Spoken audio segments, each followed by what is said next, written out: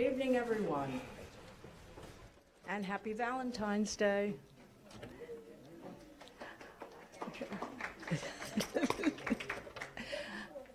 Oh, you're welcome.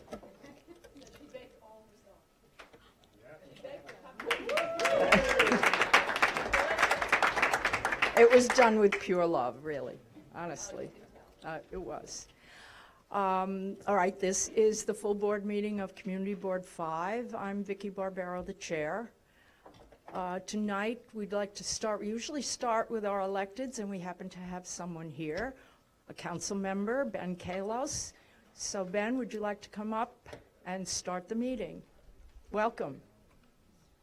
Thank you very much for having me. This is the first time I've had an opportunity to come to a community board meeting in a library. This is actually pretty cool. Good evening. Thank you for spending Valentine's Day with us and at the community board. Thank you to the members of the public. I came to speak about the residential tower mechanical voids text amendment. Can folks hold up the sheet of paper if they have it? And so I want to thank the Land Use Committee for having me a week back, last week. And ultimately, it appears we agree in substance but disagree on one piece. So I will just jump into it as quickly as possible. I don't like 432 Park. Does anyone here like 432 Park? Okay, so I actually hate it, and I've wanted it gone for as long as I can imagine. I didn't want it to happen again.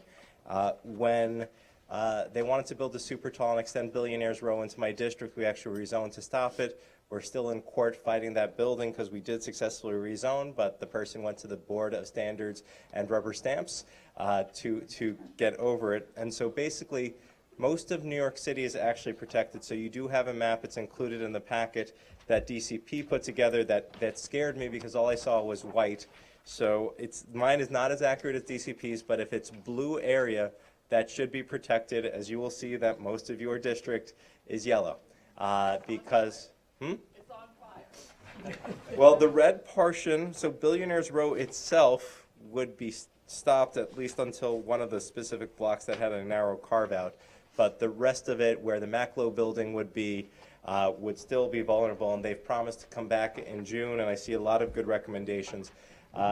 And so I worked with a group called Friends of the Upper East Side Historic District. So we had asked them to just give us a straight height cap. We've also asked for a moratorium. We worked with an attorney named Michael Hiller. The issue is that the case law on moratoriums does not allow, as far as I've been advised, when it's been challenged in Westchester, they were allowed to do a 6-month moratorium, but not a 24-month moratorium. So that is, and the city has so far refused a moratorium. So we asked for a height cap. Friends said 210 feet. Civitas said 400 feet. City Planning said no to that. We started the Sutton fight with a height cap. We spent $1.5 million and still got a close the loophole deal on using tower on base. So we suggested closing a lot of the loopholes you suggested in your second resolution, which is a limit on zoning lot mergers, a limit on Florida high ceilings, and then ultimately on anything that's structural. And that's key insight because one of the things I want to be honest about, there's two diagrams here. One is at 66th Street. This resolution will stop that. The other one is on 62nd Street. That's the building that inspired it. It's literally a barbell building. It's empty in the middle for 150 feet. And we've been told by Gothamists, because DOB won't tell us because they're not being open and transparent, and I think that's a violation of the law, but they've just popped the walls off. And so government and private sector will always have I'm an entrepreneur, they will always try to innovate in response to regulation, and so I'm unhappy about that, but even though we're unhappy, we're still pushing for it. I know that these are really good minutes, by the way. This is like really, please, if you would consider coming to the Borough Board and sharing how you do your minutes with other boards, this is really impressive. Or resos? This whole packet is pretty impressive. Oh, okay. So I would just say, and I respect the Land Use Committee incredibly. You have a lot of good experts. I guess we disagree slightly. I agree with all the things you're asking for. In terms of 75 feet, it should be higher. 25 feet, it should be smaller. I think where I disagree is the status quo would allow 66th Street and 62nd Street to move forward unfettered. It would allow a lot of the other buildings to move forward unfettered. And my preference would be a support with amendments versus a denial with amendments, because I believe it is so important to stop the status quo, even if they're literally trying to build new loopholes around it. So that was what I came to say. I really appreciate the work. We literally agree on everything other than one word. It's an important word, though. So I want to thank you for having me as a guest here. This is something that we've been working with. I want to just acknowledge that our Manhattan Borough President Gail Brewer has been front and center on this since the very beginning. We've had meetings with her office and Department of City Planning. Also, we have State Senator Liz Krueger, Assemblymember Harvey Epstein, and then your local council members Keith Powers and Carlina Rivera. Right. And they were actually very instrumental in pushing for the June city planning coming back in June to cover your specific area. Does anyone have any quick questions for me while I am here? Thank you very much for hearing me out, and I respect and appreciate whatever you end up doing. Thank you. Thank you so much. Have a good evening. You too. Okay, we now start with hearing from the representatives of our electeds. 2 minutes each, coming up 3 at a time, please. Justin Flagg, Jeremy Unger, and Lori.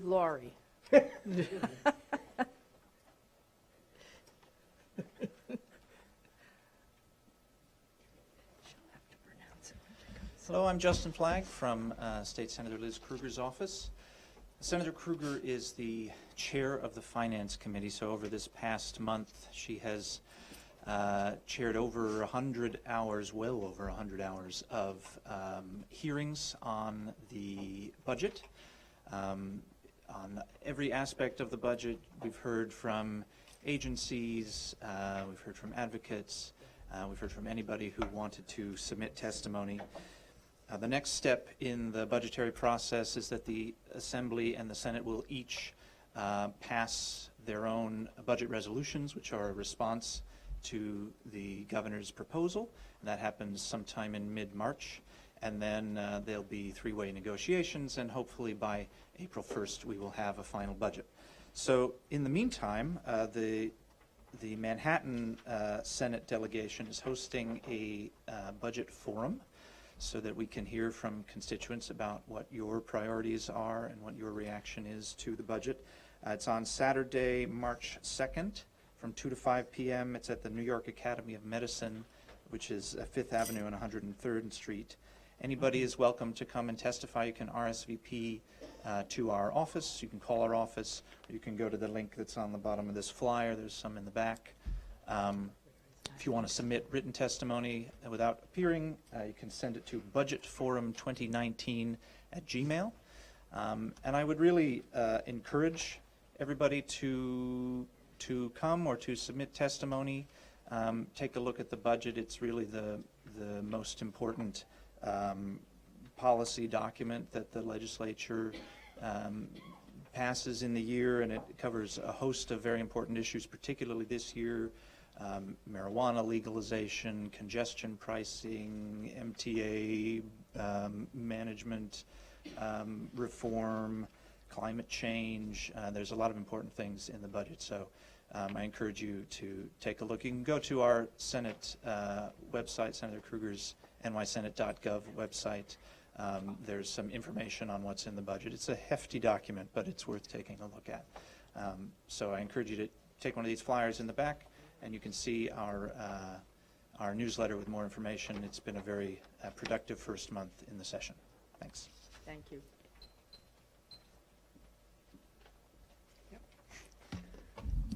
Heard there was some noise problems in the back.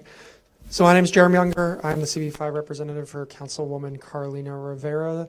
I'm just going to go through a few things. The first announcement is that Councilwoman Rivera was recently appointed as the co-chair of the City Council's task force in the 2020 census, which, if you guys all do not know, we're going to be starting the census process, getting our census forms this spring, and we really need to make sure we get a full count for the census, because New York State relies on billions of dollars in financial aid, federal financial aid that is determined by the census. We also, our representation in Congress is determined by the census. We could potentially lose 1 to 2 seats if there is an undercount, and the councilwoman is going to be working with local community organizations, including community boards, to make sure that we get the word out. If you'd like to help with that effort, please contact our office. In other news, Councilwoman introduced some new legislation this week that we think is pretty groundbreaking around affordability with Councilmember Keith Powers' office as well. Good? Okay.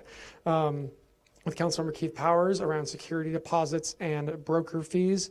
Those bills would cap security deposits and broker fees at 1 month's rent. It would also give renters an option to pay their security deposits out over a 6-month installment period. And there were a couple of other bills in that package. We also introduced a piece of legislation to address one of the biggest complaints in the district, which is noise.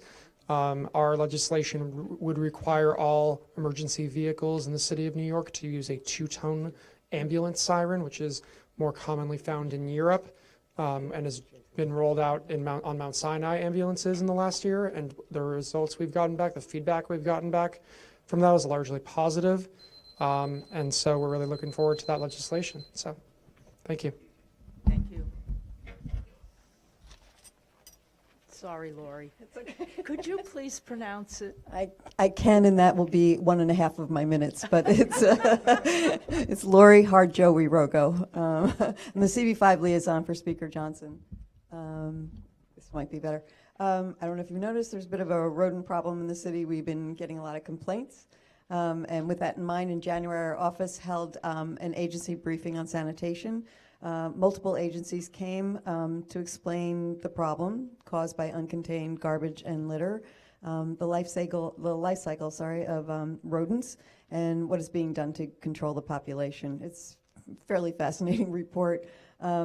Reps from the Department of Health and Mental Hygiene, Department of Sanitation, Parks, and ACE came. They all attended to guide the discussion.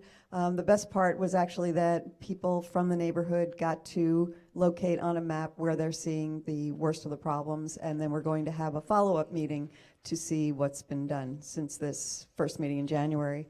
And then one other thing, we have an event coming up called How to Start a Block Association on March 7th. It's going to be at Our Lady of Pompeii Church from 6:30 to 8:30. There are flyers in the back. And you can learn how to create a block association and get connected maybe to an existing block association. That's it. Thank you. Thank you. Okay, next 3 will be Kevin Jean-Baptiste, Avery Cohen, and Rosie Mendez.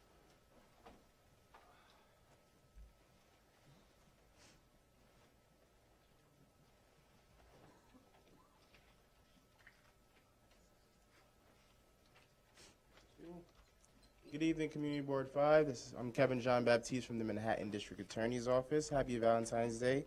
Last week I came and presented our high school internship program, which is still rolling right now up until March 11th, and we still are encouraging folks to apply.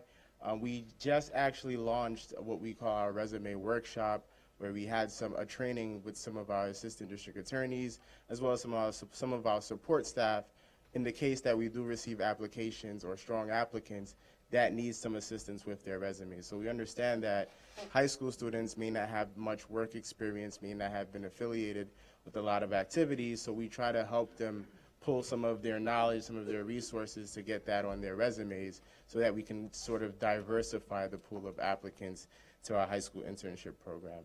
I am also bringing our Gun Violence Prevention Fellowship. And this is fairly new. We launched this last year after the March for Our Lives, which happened in Washington, D.C., and District Attorney Vance opened this fellowship up, had three students, 2 college students and 1 graduating senior from high school, which came and did initiatives in our office in relations to gun prevention.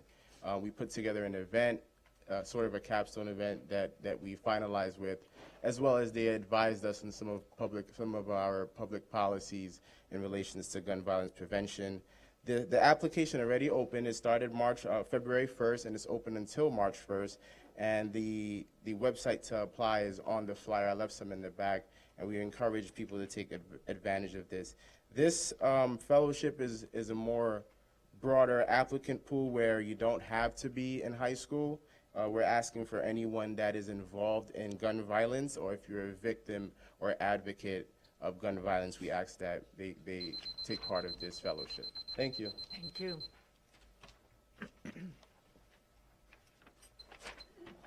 Hi, I'm Avery Cohen. I'm here from Senator Brad Hoylman's office. Today was a landmark day for the state legislature because Governor Cuomo signed our Child Victims Act bill into law, which, thank you all. It was a decades-long battle, but if you're unfamiliar with the legislation, it would raise the statute of limitations for victims of child sexual abuse and create a one-year window in which survivors are able to come forward and bring claims against their suspected abusers. So we're all thrilled and we're grateful for the governor and all the advocates who are behind us for their support. So it's been a huge couple of weeks in Albany, as I think Justin and some of my other colleagues in the Senate have shared with you. We passed a slate of gun control legislation, climate change legislation, and Senator Hoylman has passed 3 bills to date. So we are thrilled and looking forward to a productive rest of session. On Tuesday, the state legislature held public hearings on sexual harassment for the first time in 27 years.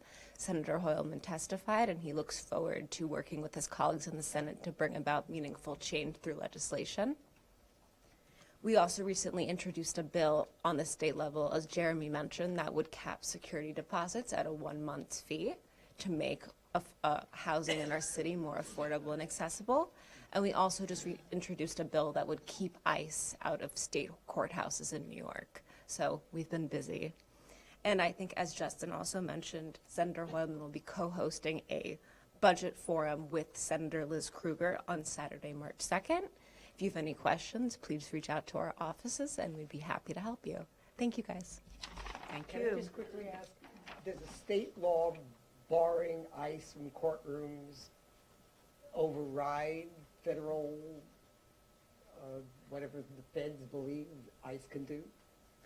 In courthouses, yes, it would. In state courthouses, in city and state, because OCA, which is the has authority over city and state courthouses, this legislation would work with that, but not federal courthouses. Thank you. Is Rosie here?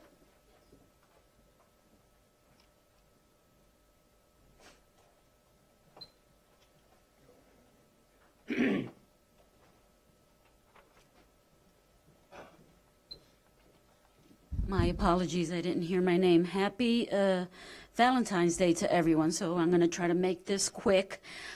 Just important things I need to mention.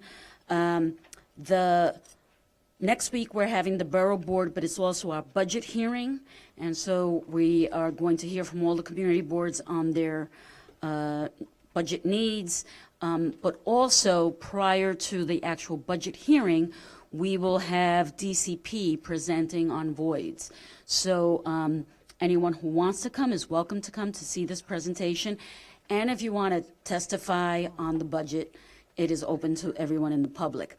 And that is Thursday, February 21st, starting at 9. The State of the Borough President is having her State of the Borough Sunday, February 24th. If you have not seen the tweets, the extension for community board applications, there is an extension. Good evening. My name is Phil Marius. I'm the community liaison in Assemblymember Gottfried's office. Some details concerning CB5 and the 75th Assembly District. Yesterday, the MTA and DOT briefed legislators on the new L-Train project. The project begins in April. But the select bus service originally planned for the 14th Street will not be implemented until late summer or early fall. The reason being they have to remove the floor bed that was affiliated with the previous project in preparation for the new one. And the subway station at 14th Street and 6th Avenue We'll have elevator service connecting to the L train platform, but not the F and M platforms until further notice. And the reason for that is because of financial feasibility problems and the platform being too narrow. Tomorrow, the Assembly member is hosting a television program at MNN on the issue of luxury high-rise towers. For example, the one that was proposed at 30 West 66th Street by Extel Corporation. His guests will include the Honorable Councilmember Kallos, President of the 29th Street Association, Mario Messina, and Executive Director of the Landmark West, Sean Corsandi. And the program will air on MNN Sunday, March 3 at 7 p.m. and Wednesday, March 6 at 9 p.m. Now, from the legislature, agenda was signed into law. The last time CB5 met, it had only passed both houses. The Assembly member is proud that it's finally reached the governor's office, and the ink has dried, and now it's the law of the land. He's passed the bill 17 times. Introduced it 17 times rather, and the Assembly has passed it 11 times, and each time it's been held up by the Republicans in the Senate. Thanks to him, efforts of the activists and the new Democratic majority in the Senate, it's now law. And you could find more details on these items in the community newsletter that's in the back. And if you have any questions or concerns, please feel free to reach out to me or anyone in our office. Thank you. Thank you. Okay, next three will be Michael Stinson, Sarah Haig, and we move into hearing from the public with George Mahaltsis.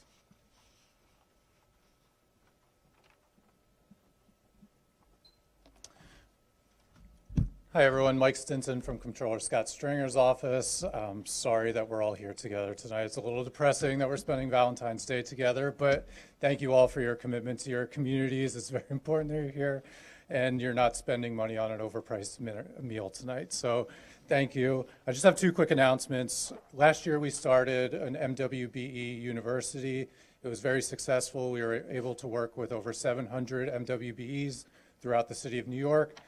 This year we have our first workshop coming up on February 28th. All of our workshops are from 9:30 a.m. till 12 p.m. 5 out of the 6 workshops do take place at 1 Center Street. The other one is at Microsoft offices in Times Square. I have flyers in the back for you if you're interested.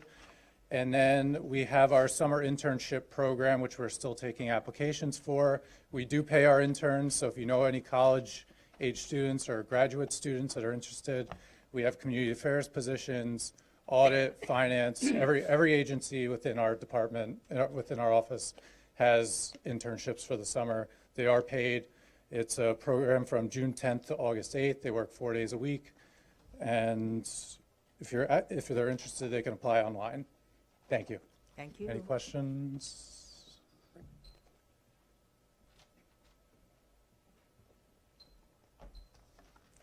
Hi, everyone. I'm Sarah Haig. I'm from Congresswoman Carolyn Maloney's office. I'll give you all a quick update on what the Congresswoman is working on here and in Washington. First, the Congresswoman has been working hard to ensure that the 2020 census fairly and accurately counts all New Yorkers. Carolyn is the co-chair of the House Census Caucus and author of the Census Idea Act to remove the citizenship question from the 2020 census. And she recently led her colleagues in the House of Representatives in filing an amicus brief in the Supreme Court case of Department of Commerce versus New York. Last month, a federal judge in New York ruled that the Trump administration must remove the citizenship question from the 2020 census, and the administration has appealed that decision to the Supreme Court. This amicus brief makes it clear that the House of Representatives takes a firm stance on enforcing the constitutional requirement that everyone is counted in the census, and that the New York District Court decision ordering the removal of the citizenship question must be upheld.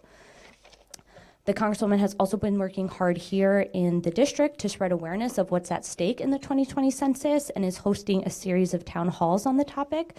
The next one will be at the Williamsburg Hotel in Brooklyn on Sunday, February 24th, and there will also be one in Long Island City on Saturday, March 16th. There's more information about both events on our website. On another note, the Congresswoman has recently introduced bipartisan legislation on Holocaust education. Earlier this month, she joined Jewish advocacy groups at the Center for Jewish History to address a national rise in anti-Semitism and announced the reintroduction of her Never Again Education Act. This is a bipartisan bill that will create a new grant program at the U.S. Department of Education to give teachers across the country resources and training necessary to teach our children the important lessons of the Holocaust and the horrific consequences of hate and intolerance. And finally, the Congresswoman is honored to have received her committee assignments for the 116th Congress.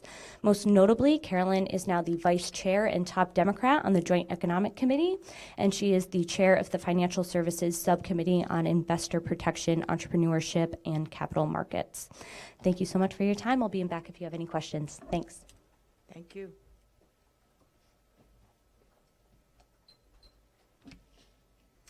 Good evening, everyone. I am George Mahalsis. Oh, happy Valentine's Day. I'm George Mahalsis. I am the Vice President for Government and Community Affairs at the New York Public Library. I want to thank you all for carefully considering our proposal to widen our loading dock and to add a public entrance and plaza on the 40th Street side of our iconic 42nd Street Library. The proposed changes will better connect our historic building to the community, make the library's collections, exhibitions, and programs more welcoming and accessible to the public, and improve circulation for people and books throughout the building. These improvements are part of an overall master plan for the library that will increase public space, create an education center for students, add exhibition spaces, and double the number of seats for researchers. All of this work is crucial for better serving the public now and in the future. And really, that is the most important thing. All of the work we are planning to do in Midtown is to strengthen the library's foundation and to prepare our buildings to serve the people of this community and of the city for generations to come. Libraries and all they stand for, the fight against misinformation, the fight to preserve and make accessible the world's knowledge, are more important than ever, and we are preparing to ensure its longevity and strength. We appreciate the questions you raised at the Landmarks Committee meeting, and we have worked to address them in the letter as well as the updated presentation that we shared with the committee. We listened carefully to what you had to say and went back to the drawing board to adjust certain design elements. For example, the height of lighting was lowered significantly based on your feedback. We also want to make clear that if the board needs any further information about the master plan, which is available online and has been shared in multiple public and individual meetings, we are more than happy to share that with you. Thank you again for considering this. We do believe that the changes will have a positive impact on our neighborhood and on the city. And in a related note, what I wanted to also share with you tonight, we're excited to share that our new exhibition, Love and Resistance, Stonewall 50, officially opened today at the Stephen A. Schwartzman Building. The show uses images from the library's research collections to honor the legacy of the Stonewall riots, a vital milestone in LGBTQ and New York City history. The powerful, thought-provoking exhibition will run through July 14th. We hope that you will find your way there because it really is an amazing exhibit and one that I believe everyone in the city should see. Thank you and good night. Thank you.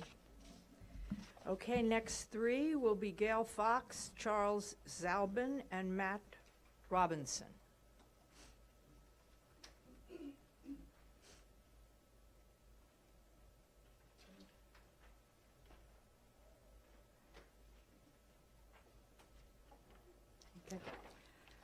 Hello, and thank you for the opportunity to speak tonight.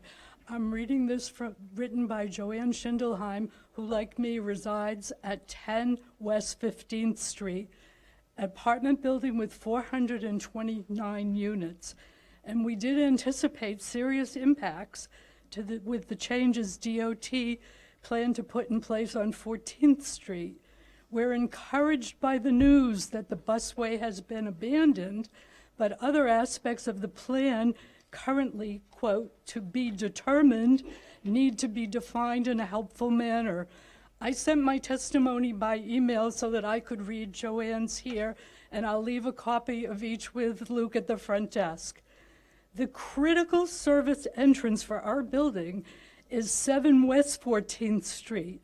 Several months ago, as part of the street changes made in anticipation of the busway, DOT relabeled our frontage no standing zone.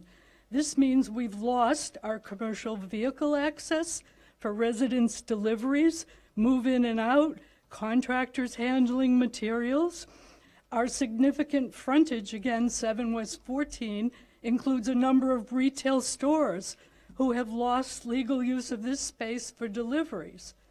DOT planning maps have our delivery zone on the south side of 14th Street. 7 West is on the north side.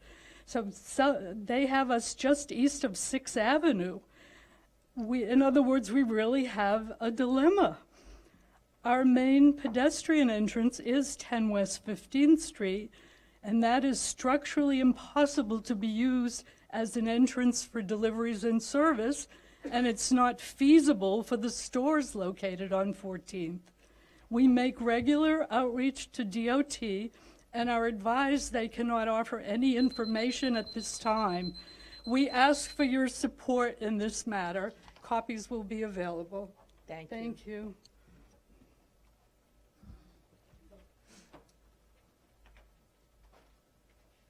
Hi, good evening. I'm Charlie Zalbin. I'm going to echo a little bit of what Gail had just said. I live at 7 East 14th Street. We also have the similar problem, except we don't have an alternate entrance. Everything is on 14th Street.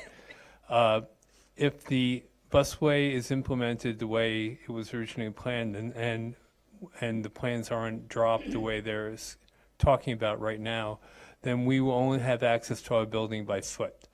And I'm sure that I noticed on the map of Community Board 5 that basically Fifth Avenue, the blocks between Union Square West and 6th Avenue will be greatly impacted. So we have about 1,200 residents in our building, and I'm sure there are other people on 14th Street as well who will also be impacted by this. So I hope you give consideration to the changes that the MTA is talking about dropping the busway. Thank you. Thank you.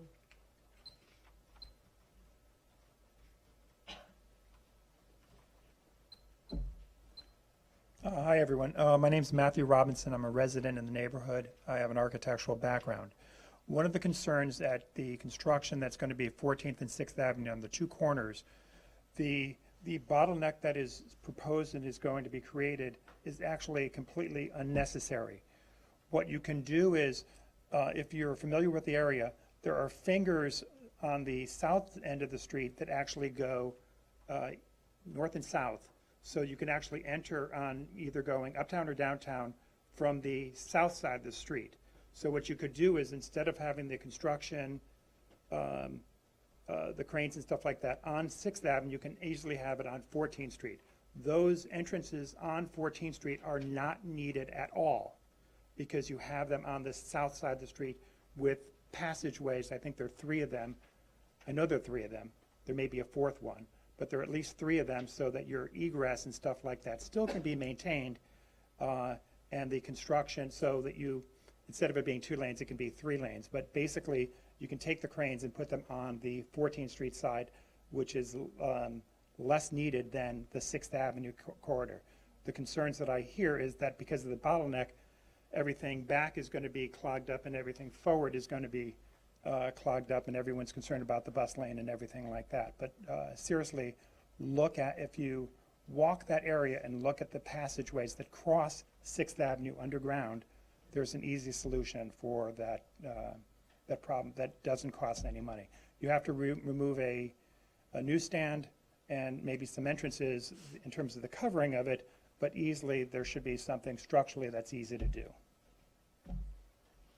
Thank you. All right, next 3 will be Darrell Cochran, Sharon Pope Marshall, and Charles Warren.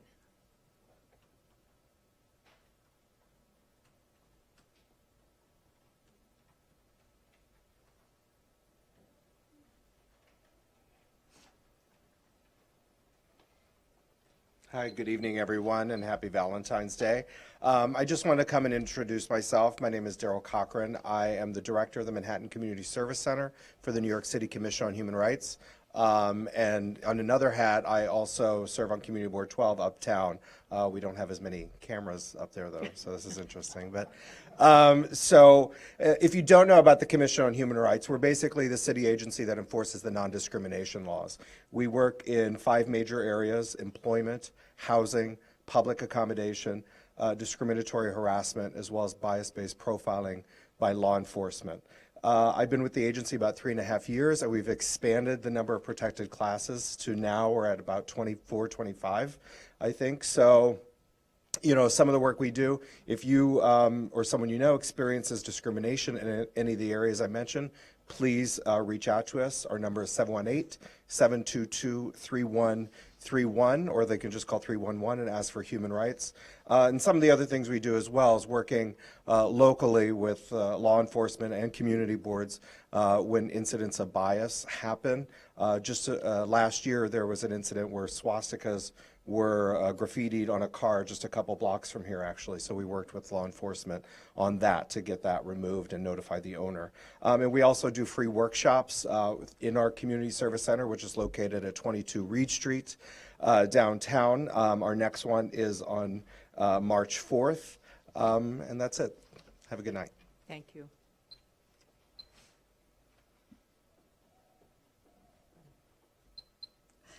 Hi, everybody, and good evening. Happy Valentine's Day. My name is Sharon Pope, and I'm the Director of Community Outreach for Bike New York. And I'm here to talk to you for just a moment about some of the work that we do, and in particular in bringing to New York City schools bike assemblies. And what we do is we send a trained bike instructor for free to schools and also youth organizations to teach young people the rules of the road in a fun, engaging, and exciting way. So if you're interested, if you're a representative of a school or youth organization, you can contact me in particular or call Bike New York. We would love to come out to your school or organization, talk about the rules of the road, and really engage young people in cycling in the city. Thank you so much, and happy Valentine's Day again. Oh, by the way, I have flyers that I'm going to be passing out to the community board members. Thank you. Thank you.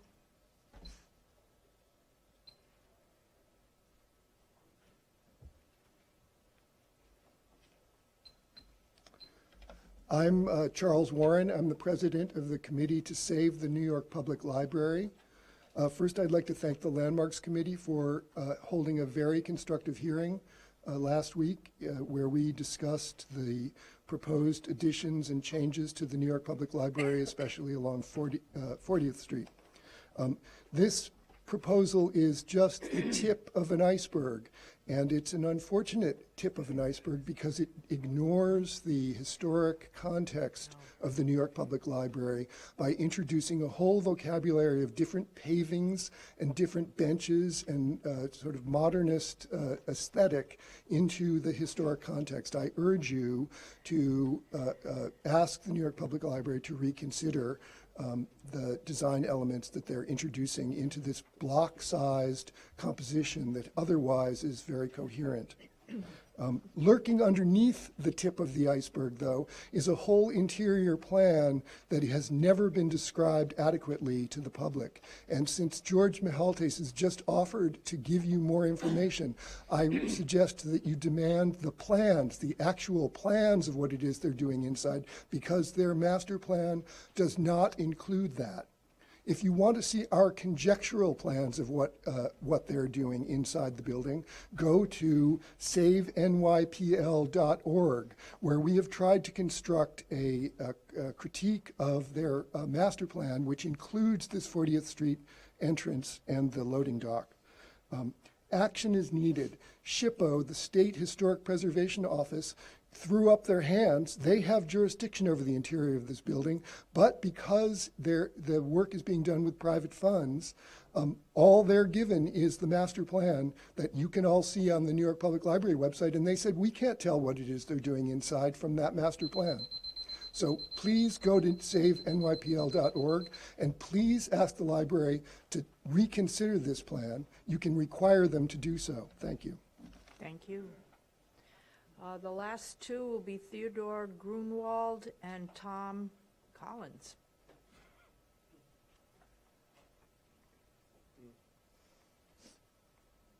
I could use one right now. My name is Theodore Grunwald. I'm the Vice President of the Committee to Save the New York Public Library. Good evening, Community Board 5.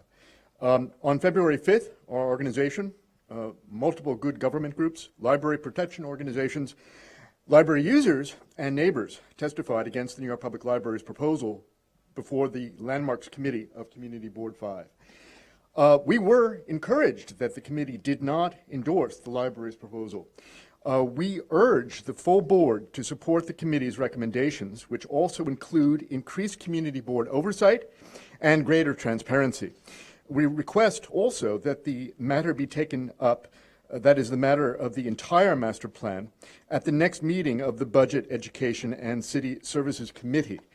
There are two items which speak to the New York Public Library's design, which I'd like to briefly touch on. While it is true that the Landmarks Committee of this body and the Landmarks Preservation Commission does not regulate use, every design emerges out of deeper philosophical concerns, which are the business of this body. The creation of a new exterior entrance dedicated to high school students raises the larger concern of segregated access. This proposal, this separate but equal ground floor entrance, denies students the experience of the memorable and beautiful entry sequence on Fifth Avenue with its carefully designed procession through a sequence of extraordinary one-of-a-kind rooms.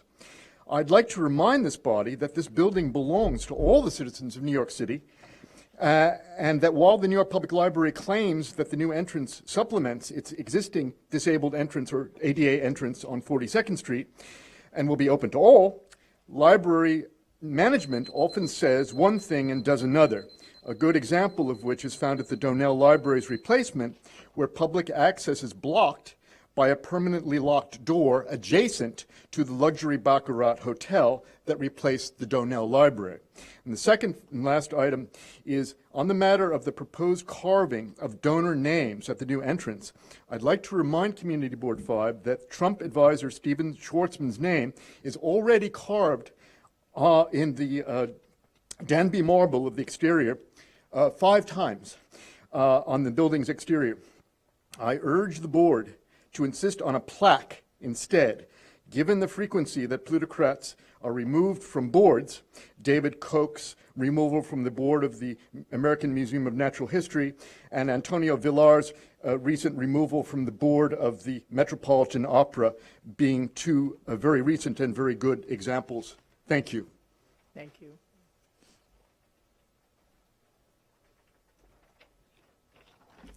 Good evening. My name is Thomas Collins. I'm a graduate student at the CUNY City College, and like many students, I rely on the New York Public Library at 42nd Street for research and access to their unrivaled collections. I'm greatly alarmed over the proposed alterations presented before the Community Board this evening. Along with many library users, I attended the multiple public meetings, charrettes devoted to the plan renovations, and I see very little in the master plan that addresses the needs of the public that were communicated quite clearly at those meetings. For years, the public has urged NYPL to prioritize hiring additional librarians, rehabilitating the 7 levels of book stacks for on-site storage, and expanding the operating hours later in the evenings. Instead, library officials appear committed to spending millions on a new cafe, an expanded gift shop, and a new entrance, which may not even be necessary. Specific to this proposal, I strongly object to the additional inscription dedicated to Blackstone's CEO and Trump advisor Stephen Schwartzman that will be carved on the historic marble facade. For those not keeping count, Mr. Schwartzman already has his name carved on 5 other locations on the exterior. By comparison, Astor, Lennox, and Tilden's names only appear once on the facade. As an alternative, I think a plaque would be more than appropriate. Lastly, the proposed Center for Research and Learning might be better located on the ground floor level, currently being used by the Mid-Manhattan Swing Space. The current MML Swing Space operates the same amount of square footage as the proposed educational complex, and this would have the added benefit of being closer to the existing 42nd Street entrance and would not require such a heavy-handed intervention on the 40th Street facade. The proposed new staircases would also not have to be constructed throughout each floor, and the building already has ample vertical circulation and an existing grand staircase on the south wing that should be returned to public use. Although I look forward to the reopening of the renovated Mid-Manhattan Library, I can find very little in NYPL's master plan for the 42nd Street Library that actually benefits researchers and members of the public. The entire planning process demands more transparency so that more feedback can better inform the decision-making process. Thank you. Thank you. All right, that concludes the public session. The board now moves into our business session. Only board members are permitted to take part in this part of the meeting. It's when we do our deliberation on those items and applications that have come before the committees and are now coming to the full board, as well as reports from various committees. So entering the business session, I need a motion to adopt our minutes. And a second. Okay, a roll call vote? Affidale. Yes. Vaccaro. Weichman. Yes. Benzik. Yes. Chu. Yes. Clark. Yes. Dale. Yes. Gatto. Yes. Goldberg. Yes. Gasha. Yes. Greeley. Yes. Haas. Yes. Harris. Yes. Isaac. Yes. Johnson. Yes. Kavak. Yes. Kalaparsky. Yes. Kinsella. Yes. Lagasico. Yes. Mafia. Yes. Mann. Yes. McCall. Yes. Miller. Yes. Raybar. Yes. Sandler. Yes. Shapiro. Yes. Ludskin. Yes. Smith. Yes. Webb. Yes. Weintraub. Yes. Whalen. Yes. Okay, they pass, and we'll go right into our committee reports, starting with Transportation and Environment. David.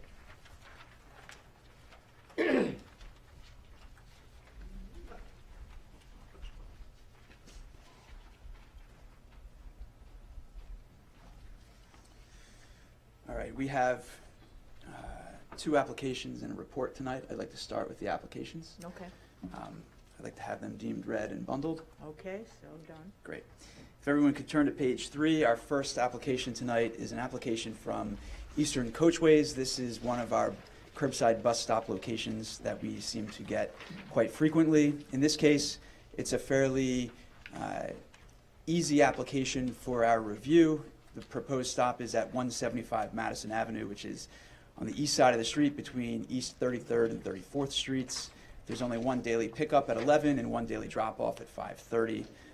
Although we wish the 5:30 drop-off were at a different time, that's not in the middle of the rush hour, we felt that this stop was in a relatively quieter part of Midtown than other proposed stops.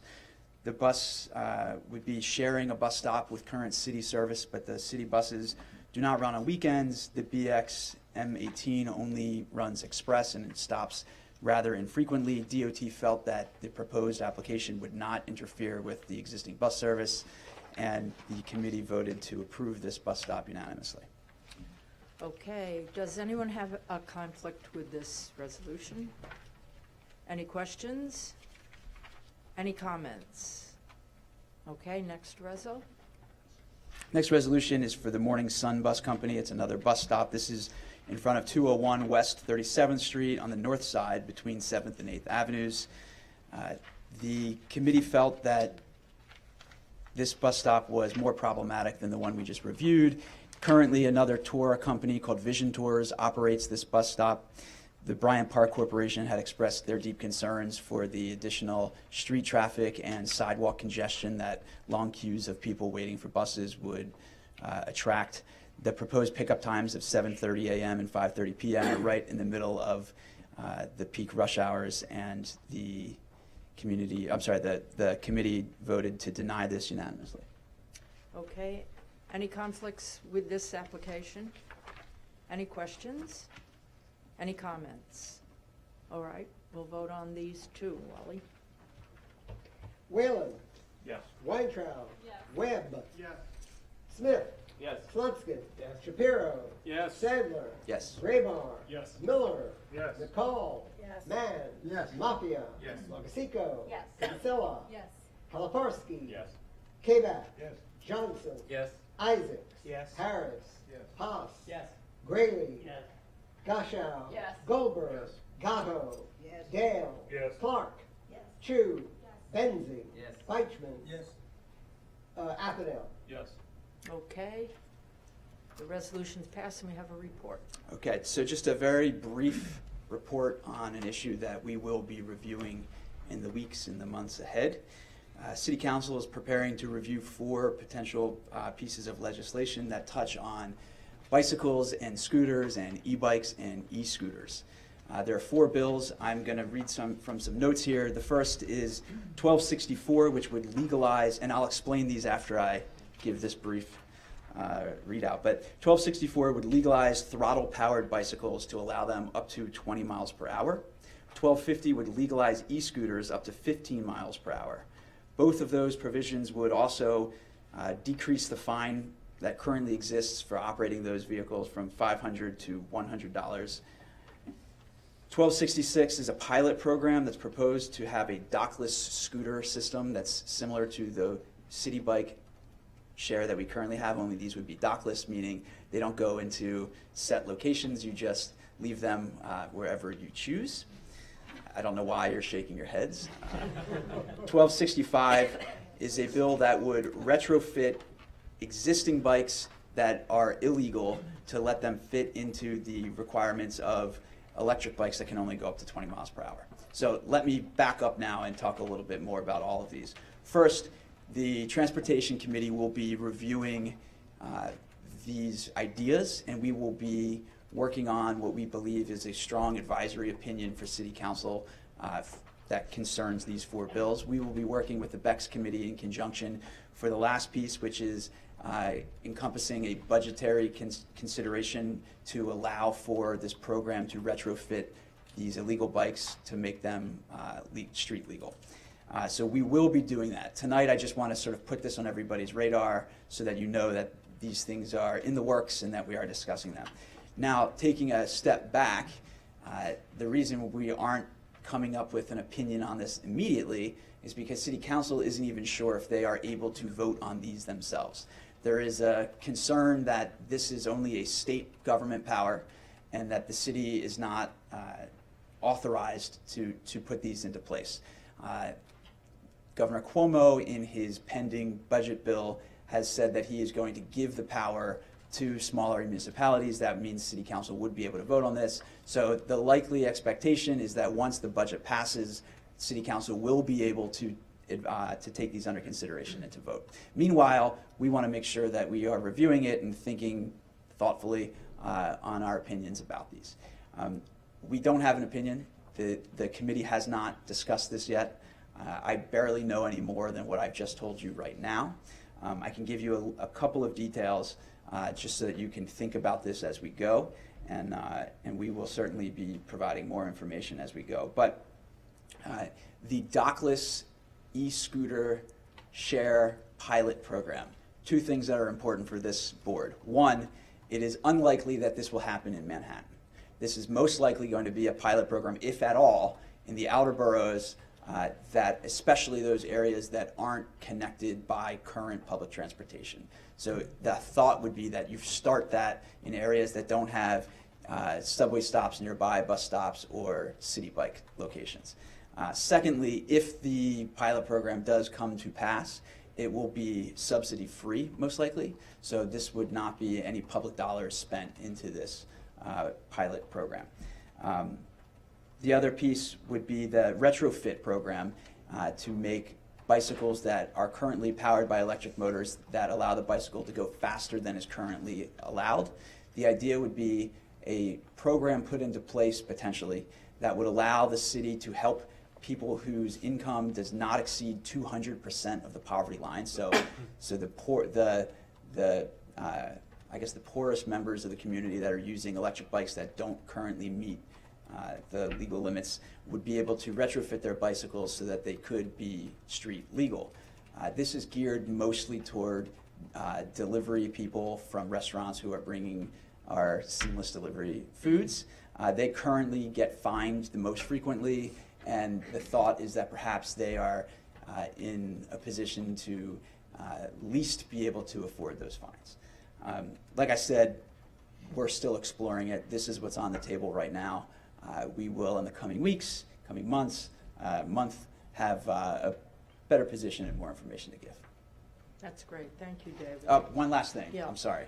I knew nothing about this. I did not know the details. We had tremendous help from Jonathan Raybar, and we had tremendous help from Tristan Haas from the BEX committee, who both worked to put together a lot of notes. So I just want to make sure everybody knows that they worked really hard, and we are indebted to them. And Thanks. there's lots more to come.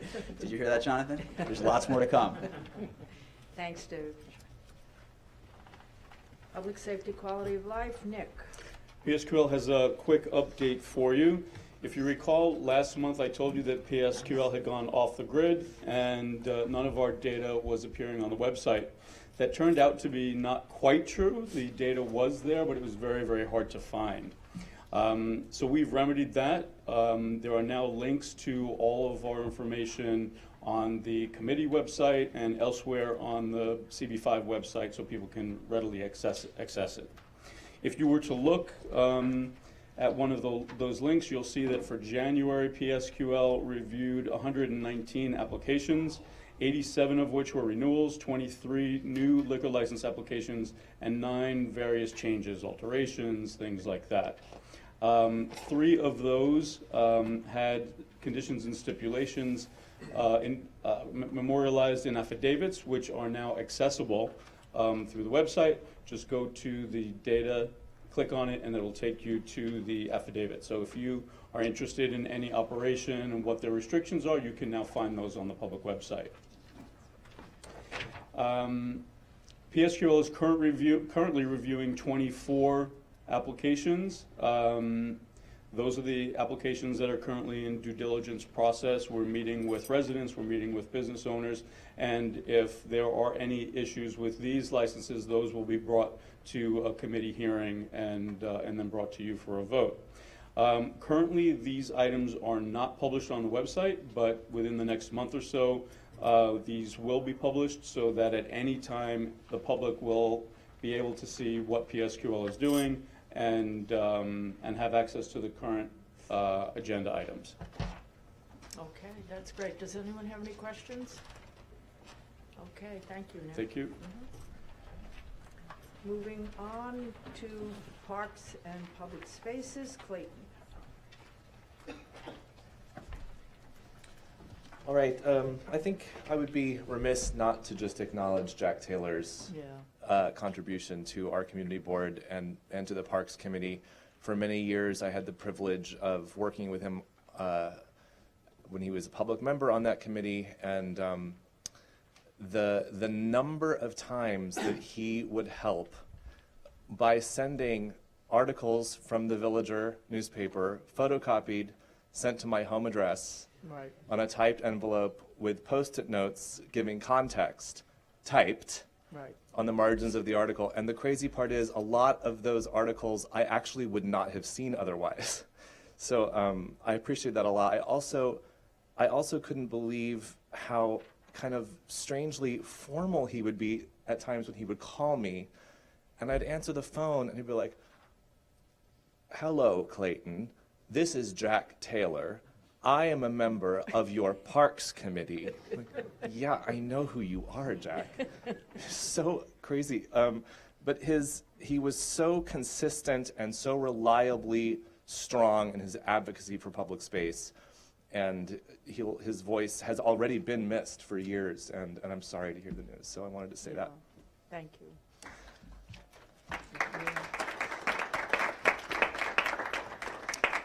We have 2 resolutions tonight. I'd like to have them deemed read. So deemed. And let's bundle them. Okay. The first is a newsstand application for Broadway and West 35th Street. This applicant, we never heard from the applicant.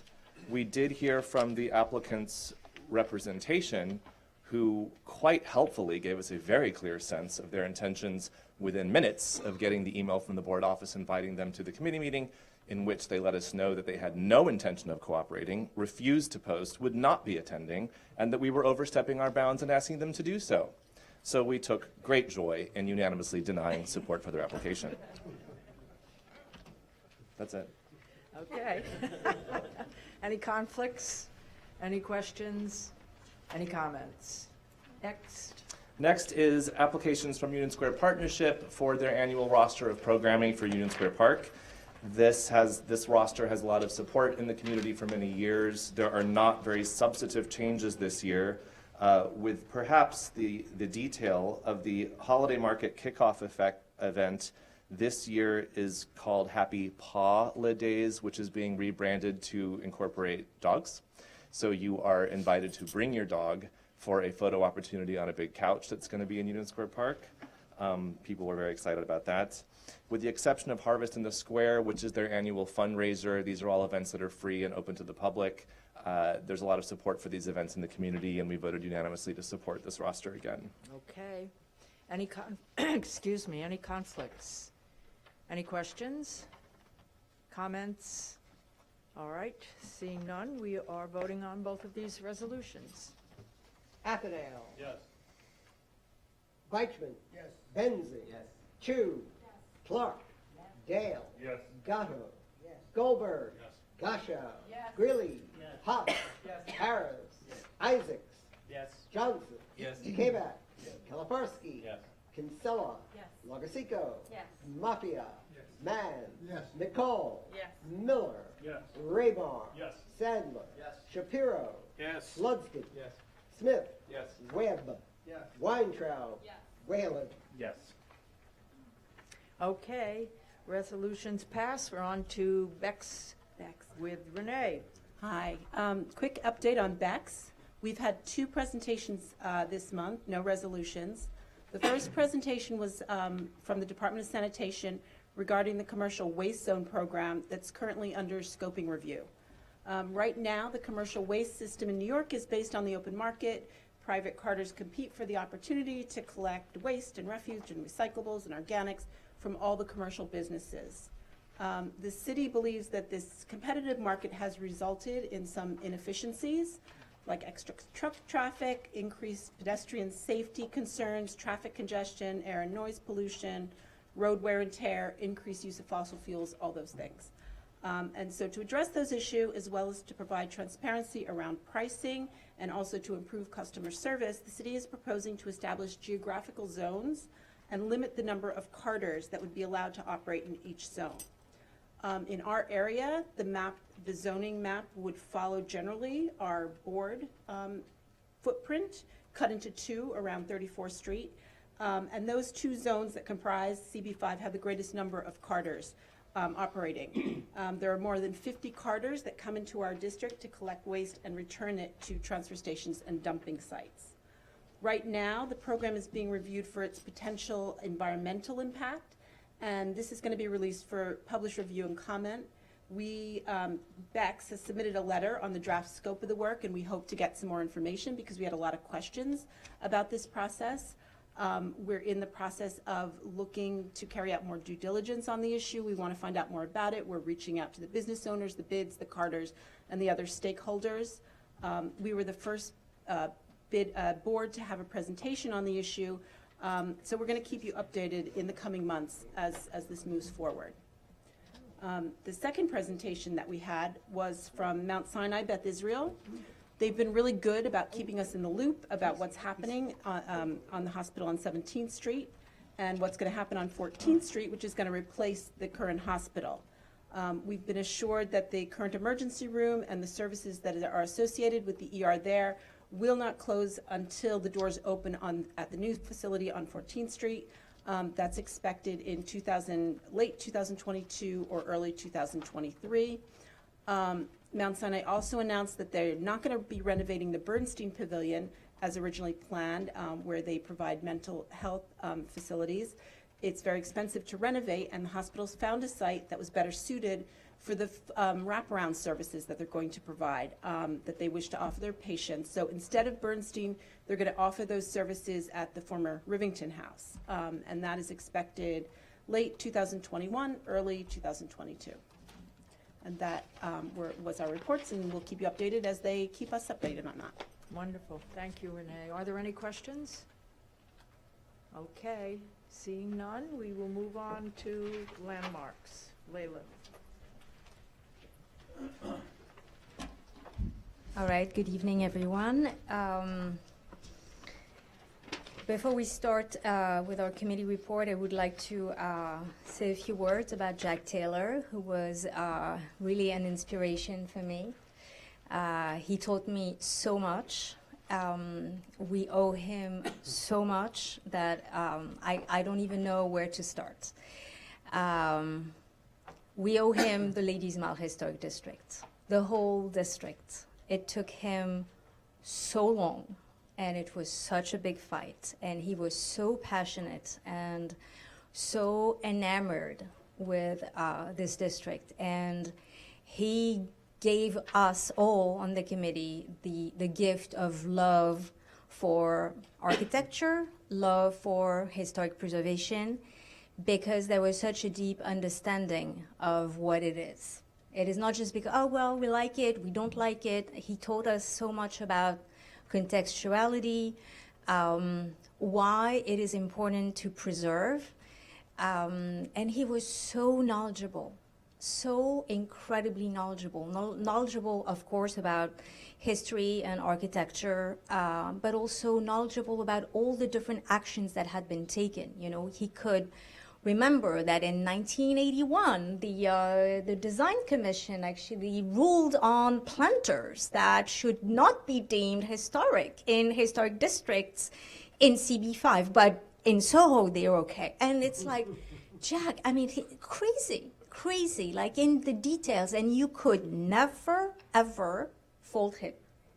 He was always right, and so humble, and so pleasant in demeanor, and bringing such a great sense of collegiality to our committee meetings. It was just such a joy. And when he decided to step down after 32 years, I think, it was just such a void that he left. Very often when I chair the meetings, I think about him. I think about what he would think, how he would approach things. Certainly in the historic, in the Ladies Mile Historic District, I always think, you know, what would Jack think? Would he go with that? Would he be okay with that? I miss his testimonies at LTC. He was such a great writer. He was a fabulous writer, and he would make these statements very brief, very, very concise, which is the hardest form of writing. And he would just kill it every single time. And the commissioners would be like, such a joy, and such a loss for our city. And my heart is just filled with gratitude for what he has accomplished, which is just so enormously remarkable. I mean, we haven't been able to preserve the swath of New York that he has been able to preserve, and I'm just so grateful for that. We lost two great people when Joyce left us. Yes. Joyce Matz, yeah, and Jack. They were the originals on Landmarks for yeah, many years, and both of them contributed the way you're describing. We owe them Incredible so people. much. Yeah. We owe them so much. Yeah. So, thank you.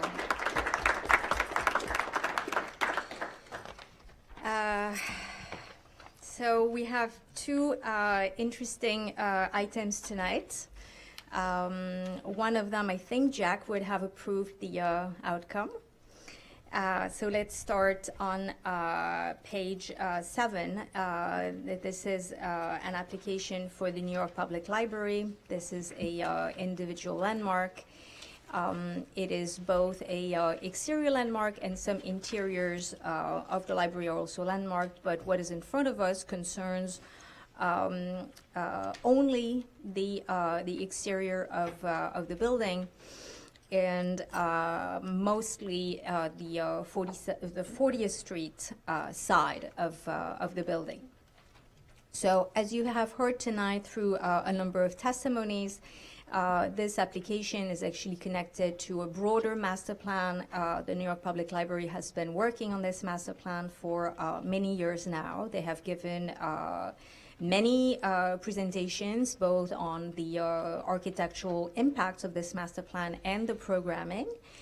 Now they're in front of us with an application specifically to do some alterations to create a new entrance on 40th Street. In order to do that, they need to transform an existing window into a door. They are also proposing to enlarge a loading dock. The loading dock currently is getting beat up by truck traffic and is pretty deteriorated. They are also proposing to remove some electrical and mechanical equipment that they're going to locate on the roof of the building. And they're going to reclaim this space on 40th Street, and they're going to create a terrace. So the mechanical equipment that will go on the roof is non-visible, and this is not an issue.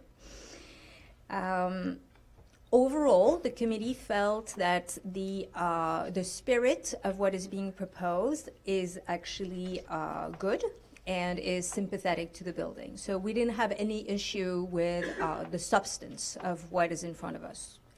Transforming a window into a door, no problem. The historic fabric that is going to be removed, obviously they have to, break down what is underneath this window, is actually brick. It is not marble. And they have actually made a commitment that even this brick, they're going to salvage and reuse when and where needed. The loading dock, quite frankly, if they don't do it properly and, cutting and shaving the sides, it's going to be shaved no matter what. So they may as well do it tactfully and carefully. So definitely there's going to be a little bit of historic fabric removed. It is stone. But once again, they're going to do it very carefully. The existing historic fabric is going to be salvaged and kept and used and reused and repurposed when needed. So all the spirit of what they're doing is fine. Removing this electrical and mechanical equipment is totally fine, and creating a terrace is going to be an enhancement, and it complements the building. Just to clarify one comment that was made, this entrance will be used by anyone who wants to use it, and although it will be more conducive to be used by students because it will be adjacent to a room that will be dedicated to students, students will be allowed to use any entrance. There is no discrimination. There is no segregation. There is no differentiation between these doors. I just want to make that very clear. So the committee overall felt that what is in front of us and the alterations that are being proposed are fine. Now the treatment of these alterations is what the committee had an issue with.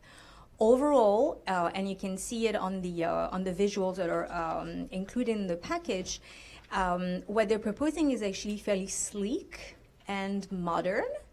It is an architectural choice that they're making, and the committee believes that it is actually not sympathetic to the building and that it is not contextual.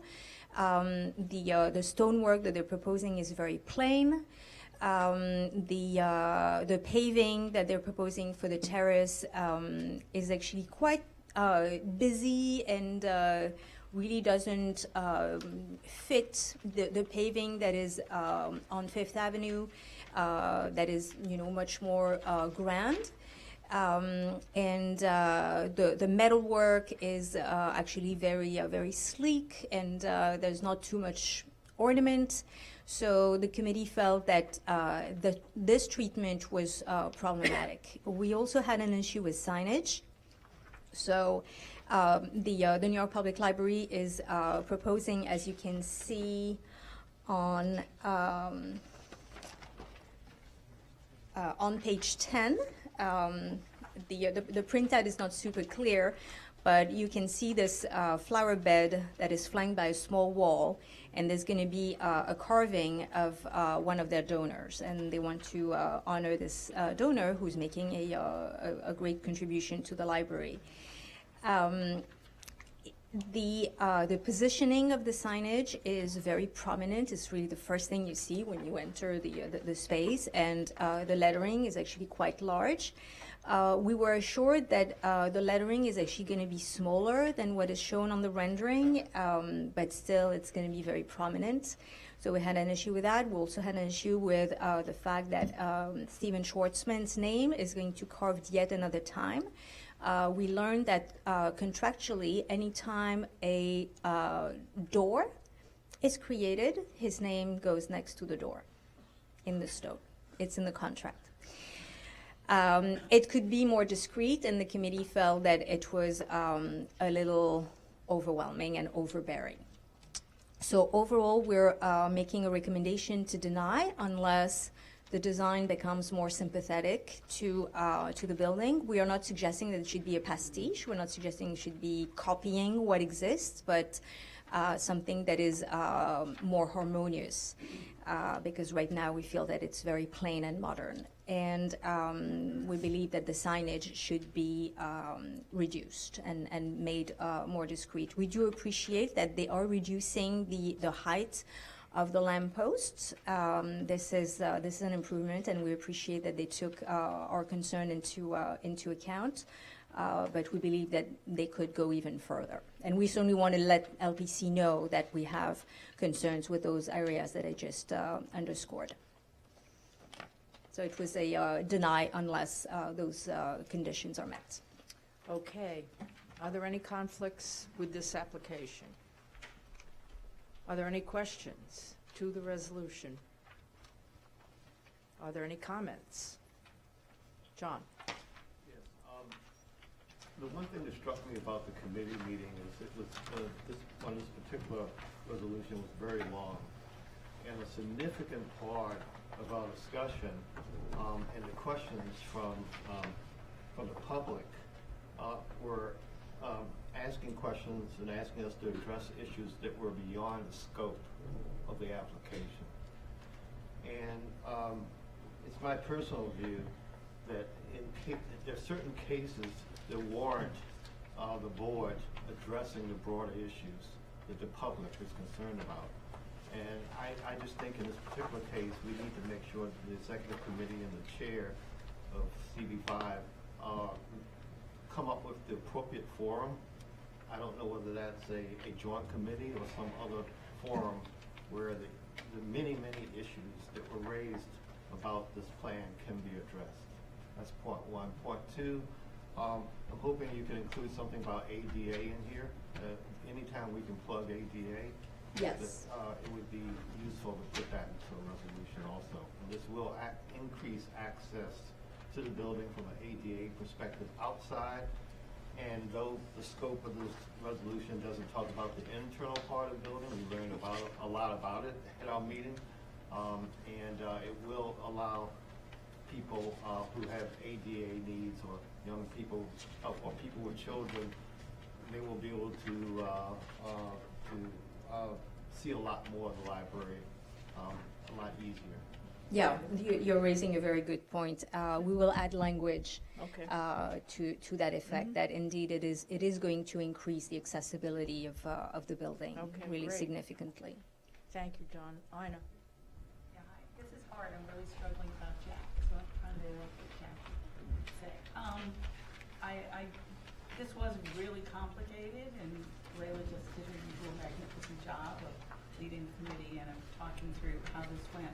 There's one thing I want to raise because I think it sets precedent, or could have set a precedent for this group, and also to consider adding to the language, which is in the public session where they talk about wanting to make sure an addition or a change like the terrace is not looking like it's supposed to be part of the original.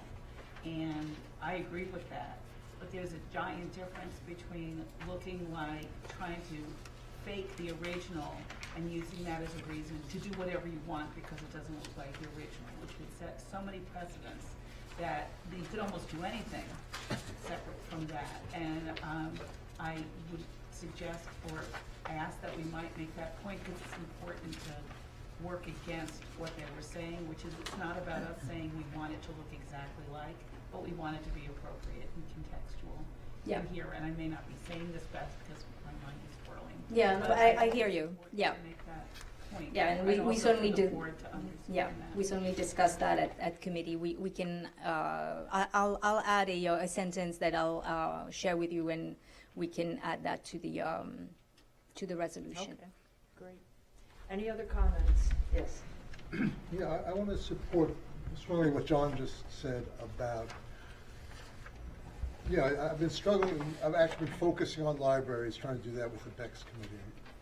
And my answer is sort of, well, is it budget? If it's budget, we can deal with it. Is it landmarks? We can deal with it. And I'm new to the board, so I don't know how these things have been addressed in the past. But here's a very big issue in our district. The stacks, the hours of operation, and I don't know how within our community board are we able to address that? Is that go into a committee? Is it something that happens outside of the committee? But these are some real issues about the plans for the library, and I don't know how we address that. This fall, The board has always maintained that those applications that come before us, whatever is in the application is what we address. That doesn't mean that we cannot address some of the issues that you're both talking about at another time. But every application that comes before us, we have to look at it in that form. Otherwise, we would be there on, a vast amount of other extenuating or additional or related issues that people come and talk to us about. No, I agree. I mean, I was absolutely think we did the right thing in terms. Right. So are you asking if we have the ability to take up those issues? That's right. That's what I'm asking. Sure, absolutely. But in what venue? In the vein that the committee chair and myself and the executive committee collectively can say we've had a large group of public response or questions or comments, and we think we ought to have some sort of forum. It could be a hearing, it could be within the committee meeting. There are all different ways of dealing with it. Could we then opine on it as a board in some way? Yes. Okay. Yeah. I mean, we're doing that with tall towers. They're not before, specific issues with tall towers are before us. But when we did the Sunshine Task Force, I think that was a good example of, we knew that was going to be a problem. It was a problem. We had how many people? 500 people show up for that hearing? 600. Because it was so controversial and so in need of discussion. And people to this day, when I talk about it, for instance, with my the other chairs of the other boards, they all say, "Oh, we remember that hearing. It just really sparked something throughout Manhattan in particular." So the answer is yes. We certainly would not exclude those kinds of discussions when people come to us and the public comes to us with very specific concerns that are not necessarily in front of us in an application. Great. Thank you. Where are we? Sorry. That was a comment. Todd. Okay, so one of the things that was mentioned in the public session, and I heard Layla, you talked about it too, and we struggle with this in the parks, our parks committee, where we're constantly trying to make sure that the notices and signs that get put up on our landmarks and beautiful buildings are somehow in proportion and appropriate. But this mania of the donors plastering their names on, it's the New York Public Library with the lions. Is there anything that we as a community board or you as the committee, I was just looking at the resolution, is there somehow or some way we can go on record and discourage that? Well, we are on record. We are on record from the time the New York Public Library was renamed the Stephen Schwarzman Library. So we are on use the record, name. and today we're on record saying that the signage is too big. We are on record. So it just seems like a shame. His name is on the building, but, can't he have a plaque instead of engraving it? Well, as you know, we don't make decisions. We make recommendations, but we're certainly on record saying that it's too big and too much. Any other comments? Okay. We're going to bundle, Okay. if that's okay. Okay, so we'll go on to the next one. Okay, so the second item on the agenda was actually an application to the Landmarks Preservation Commission requesting a report approving a continuing maintenance program pursuant to Section 81-64 of the zoning resolution. So this is a East Midtown rezoning type of action. Basically, as you know, in the newly rezoned East Midtown district, there is a process for individual landmarks to transfer their air rights. In order to do that, they have to have a report that is signed off by the Landmarks Preservation Commission stating that they have a continuing maintenance program, and it's in perpetuity. So the way it works now under this new zoning text that was adopted in 2018 is that each building, landmark building, before they finalize any transaction, has to get this report. And then each time they sell their air rights, they have to come back to us and tell us what they're doing, like how many square feet of air rights they're selling, and how much budget they are dedicating to the maintenance. Of course, that does not include any review of any work that they would propose to do. So they would still go through the same review process for any work and any maintenance that they would do. But this is a good sort of catalog of all the areas that may need maintenance. It has to be areas that are of landmark significance. They cannot earmark these funds for fixing the plumbing or repairing an elevator. It has to be specifically dedicated to keeping the building in the best possible condition and keeping its historic and architectural fabric. They told us, so the Central Synagogue, as you probably know, is in very good condition.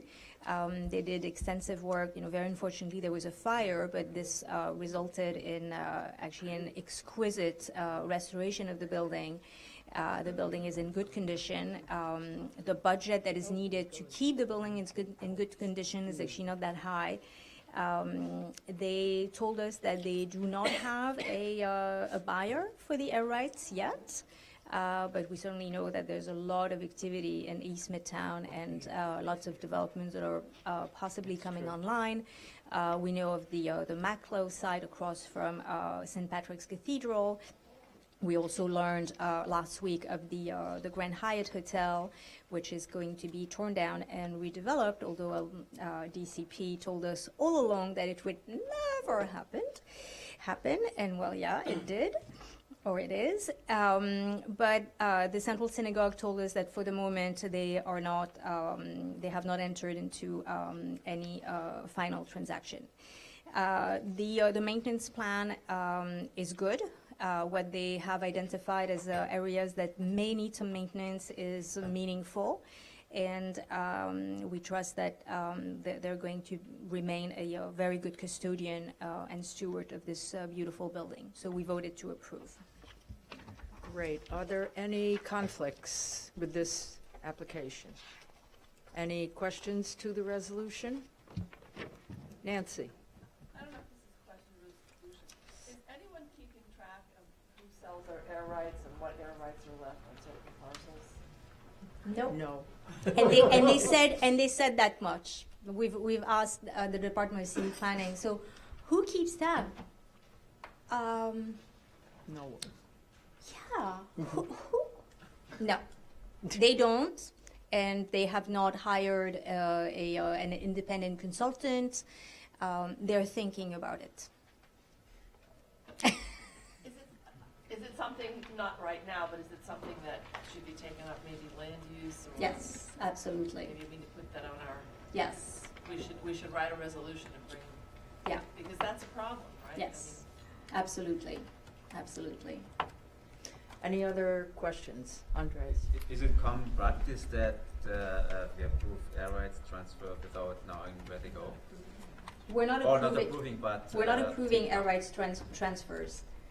They can transfer their air rights as of right, because the new zoning of East Midtown allows them to do. What they presented to us is a maintenance plan in perpetuity that will be under the jurisdiction of the Landmarks Preservation Commission, meaning that every 7 years there will be an inspection of the building. It's very similar to a local law 11 for those of you who live in buildings that are taller than 7 stories, where your facade has to be inspected by an engineer and has to produce a report saying that the building is in good condition. So this is very similar. But that process starts before the 142,000 square foot of air rights. In order for them to sell any air right, even half a square foot, they have to have this report in place. Any other questions? Any comments? All right, seeing none, we are voting on these 2 resolutions. Whalen. Yes. Weintraub. Yes. Webb. Smith. Yes. Slutskin. Yes. Shapiro. Yes. Raybar. Yes. Miller. Yes. McCall. Yes. Mann. Yes. Mafia. Yes. Wagasico. Yes. Kinsella. Yes. Kalafarsky. Yes. Kabak. Yes. Johnson. Yes. Isaacs. Yes. Harris. Hoff. Yes. Greeley. Yes. Gashow. Yes. Goldberg. Gatto. Yes. Dale. Yes. Clark. Yes. Chu. Benzing. Yes. Weichman. Yes. Athanael. Yes. Okay, the resolutions pass. Land use, housing, and zoning. Thank you. Before we go to committee report, to the applications, 2 things that I would like to tell you about. The first one is I would like to let you know that Renee Kinsella and I are spearheading a little task force / working group that is going to focus on the charter revision. As you know, the City Council is working on a charter revision, looking at how the charter can be upgraded and better reflect today's ways of the city doing business, really. And operating, and so the City Council created a charter revision commission, and we have an opportunity to make recommendations.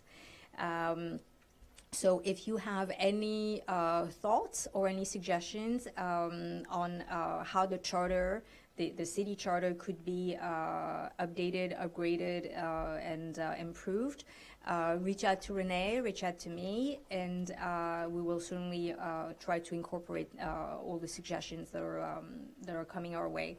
There is a website that is fairly informative.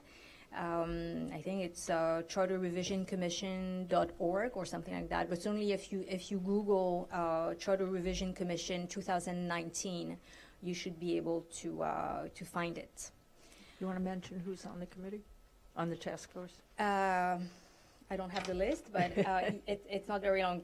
The members of the task force are E.J. Kalafarsky, Tristan Haas, Rachel. Sorry, I don't remember your last name. Renee Kinsella, Aaron Ford, and myself. Am I missing anyone? Renee? Yeah, it was 6 people, right? Yeah. So by all means, if you are interested in this area, reach out to any of us. The second item that I would like to mention is that we heard today that JP Morgan Chase has decided to rework the designs of their tower. And we have been told that this tower will incorporate a 10,000 square foot open space as opposed to the 7,000 that they had initially proposed. So they're bringing their building to full compliance, and this is a sweet moment because we fought hard for that, This board is on record telling JP Morgan Chase that 7,000 was simply not going to cut it, and they heard us. Who dares say community boards don't matter? Who dares? There's a good example. Yeah. We have not seen the new proposed design, and we're very eager to see, how they figured out, given that they had told us all along that it was not feasible. So it's going to be interesting to see how it is now not only feasible but doable, and they're going to do it. Hopefully it is good design, and we will certainly report back on that. So that's it for my little report. We can go to applications. Okay, so the first application that we reviewed at committee is an application by the Department of City Planning to modify residential tower floor area provision in the zoning resolution 23-16. It is colloquially known as the mechanical void loophole. So let me explain to you what is the mechanical loophole. You may have wondered how these buildings get so darn tall on 57th Street, right? How do they build so tall? How do they do that? What they have done in 4 instances on 57th Street is that they basically put a mechanical room that is 150 foot high. So 150 foot high, just for reference, it's a 12-story building. Okay? So they basically created a big void that is the height of a 12-story building, and then they kept building above that. And they claim that this 150-foot room doesn't count towards their allotted floor areas and their floor area ratio, which converts into square feet, because it's mechanical, and because mechanical doesn't count towards FAR. Okay, so developers and lots of them were able to basically raise their towers. It's like you're putting a building on stilts, really, with a whole hollow core, because they know that the more valuable portion of the building is towards the top, because this is where the views are, and as our friend Gary Barnett said many times, that's the money shot. So for many years, we actually tried to raise hell with the mayor, with the Department of City Planning, and to no avail. And we're very pleased that the Department of City Planning has taken notice and has acknowledged that it is a problem, and has made, taken the step to fixing the problem. So we heard a presentation last week where the Department of City Planning explained to us how they assessed the existing condition and how they came to the recommendation that they're making. So they assessed all the buildings that were built in the past 10 years in residential districts or commercial districts with a residential equivalent of R9 and R10, which roughly means that it was a 9 FAR to a 10 FAR. So they looked at all these residential buildings throughout the entire city, and they looked at the height of the mechanical rooms. And the height of the mechanical rooms was between 10 and 12 feet in all of these buildings except 7. And in these 7, the mechanical rooms were 150 foot, and they were all mega towers, and 4 of them are located in CB5. So based on this assessment, they basically decided to come with a metrics that basically says, if you're going to build a mechanical room that is exceedingly high, then when it reaches a certain height, anything that goes above is going to count. Okay, so it will be deducted from the density that you are allowed to use. So if they want a 150-foot mechanical room, if for design purposes they find that it is actually pretty and it's fun or cool, or they fancy that, they can do it. It's not prohibited in any way, shape, or form. The amendment is just saying that now anything that is above 25 feet of mechanical equipment will be counted as floor area. And then what the amendment is saying is that you can basically stuff your 25 feet of mechanical equipment every 75 feet. Okay, so you start from the ground, 75 feet, so you can have 25 feet of mechanical room.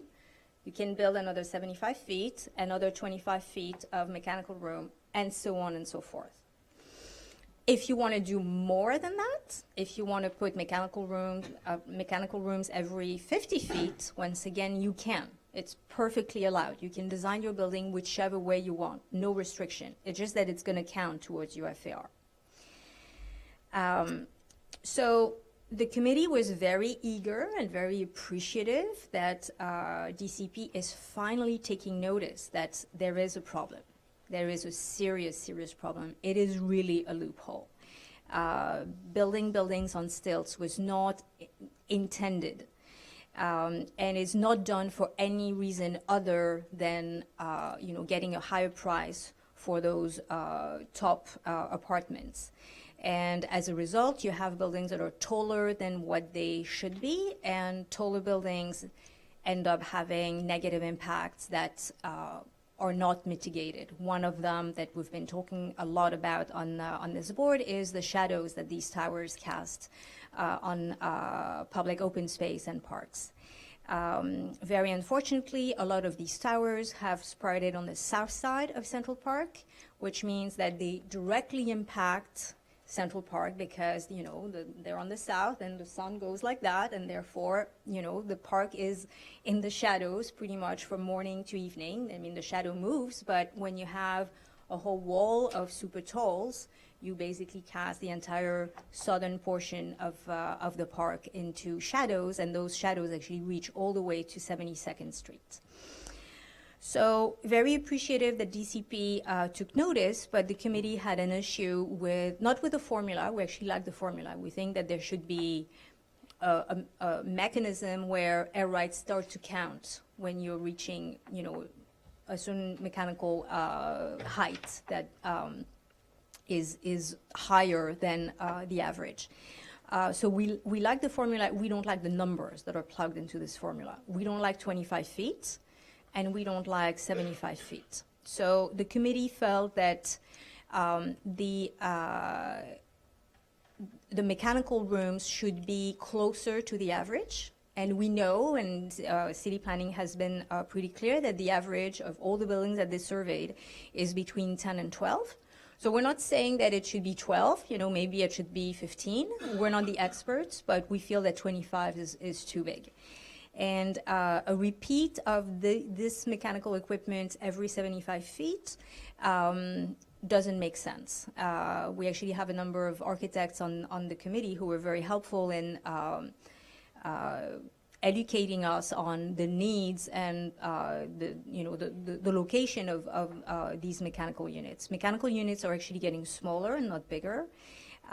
So, it's pretty clear that if you're really committed to closing this loophole, the repeat should not be 75 feet, but we believe that it should be between 100 and 150. But 75 is simply too low. So the committee voted to deny the application unless this matrix is reviewed. Now, the bigger problem that we had last week is that we found out while reviewing this zoning text amendment that most of it will not apply to CB5. Why? We don't know. We are ground zero for mechanical voids. We're ground zero for buildings on stilts. And the proposal that is in front of us simply doesn't cover like 90% of CB5, including 57th Street, where we know that there are at least 4 soft sites that are just ripe for development, so ripe that actually last week, as we were discussing this particular issue with DCP, developers were actually pulling demolition permits to hasten the process of demolishing existing buildings on 57th Street. I'm not even talking about the Rizzoli site, which is already flattened. 2 other sites are getting prime for redevelopment and will be able to be built on stilts. DCP told us that there will be a second phase to this zoning tax amendment. The second phase should come in June. We are very confident that by June, all the construction permits of buildings on stilts along 57th Street will already have been pulled and already been granted lawfully by the Department of Buildings, and the damage will be done, and it will be too late. The rationale for DCP on their map simply makes no sense. So as much as we see value in the formula and we don't really like the numbers, we're totally in line with Ben Kallos. Maybe on that front, it could be an approval with conditions rather than a denial. Okay, we can, discuss that. Maybe. I mean, the committee was very clear that, it should be a denial. But, we certainly appreciate that there's some value in, undertaking this work. But the fact that we are excluded from the protection of this new tax amendment is simply unacceptable, unconscionable, and really got us quite worked up at the committee meeting. So we passed a resolution to deny this amendment. It is not that we don't want to close the loophole. I would just want to make that very, very clear. But DCP really needs to do a better job so that we are finally protected from these construction and design practices that are simply unacceptable. Okay. Does anyone have a conflict? Madam Chair, I think I need to declare a conflict. Okay. Anyone else? Questions? Oh, this is a question. Yeah. Comment. You do. Okay. Questions first. Buzz. Could you please clarify the difference? It wasn't clear to me between the committee and Councilman Kallos. What he alluded to. Councilmember Kallos believes that we should issue a recommendation of support with conditions rather than issuing a denial with conditions. I'm sorry, what would be the effect of that? You would have to ask him. Specifically. You would have to ask him. I know. I'm totally puzzled. I don't understand. He doesn't want the word deny. I know. Did you consider, or would you consider, 2 pieces? On line 364, where you mentioned reducing to less than 25 feet and closer to the average of 12 to 15, but in the resolve, 377, it just says less than 25 feet, which I would be afraid could be 24 feet. And Repeating this number, repeating absolutely. Closer to 12 to 15. Yeah. And the second part, when you're talking about leaving out CB5, would be in the second resolve, as opposed to revising the multi-phase rollout. Would you consider saying that to include CB5 in the rollout, in the immediate rollout, just to clarify and strengthen, potentially strengthen that? In the second resolve. In the second resolve. Okay, it will read advise city planning to include CB5 in the current iteration of the zoning tax amendment. Okay. Other questions? Clayton. On 344, I actually don't remember this issue about mechanical floors above the highest residential floor not being subject to this. What is that 344? about? Yeah. Yeah. Is that just- Okay. So turn to page 13. Page 13. No, turn to page 13 to the little diagram. You got it? Okay. You see in the appropriate mechanical space diagram, basically the top mechanical bulkhead can be any height that they want. Why? Because typically some developers find that there is a need to put the mechanical equipment on the roof. And if there is no residential above, then they have no incentive of making it taller. And therefore, it doesn't need to be regulated because everybody is pretty confident that it will self-regulate. That basically you want this bulkhead space to be as small as possible. And what's interesting to note is that the trend in construction is that mechanical bulkheads are disappearing. They're a dying breed. Maybe good, maybe bad, I don't know. Because all the mechanical equipment is actually installed in the core of the building in order to reclaim the top floors that are then dedicated to palatial penthouses that have, as Nancy said it, and it's very important, I think everybody should hear it. Nancy made us very aware of that. I didn't know, but basically from these apartments you have ocean views. Okay, and this is what is selling. This is 700 feet tall to get the ocean view 14 miles away. Think about that. okay. So basically, the marketing line for them is that you're delivering ocean views, and therefore it is more profitable to use the mechanical bulkhead to get the ocean views than to lead the ocean views to some HVAC compressor.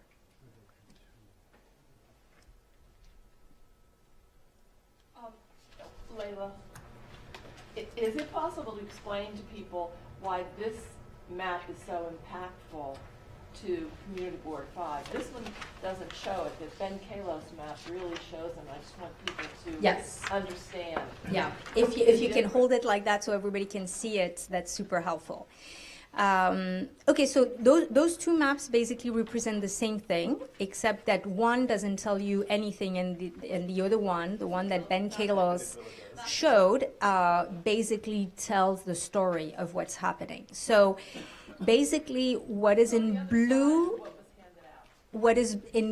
or green is mostly protected either by some height restrictions, some sky plane exposure restrictions, meaning that you cannot build a building that would penetrate the sky plane, or you're really limited by the amount of penetration that you can do, or the zoning has to be contextual.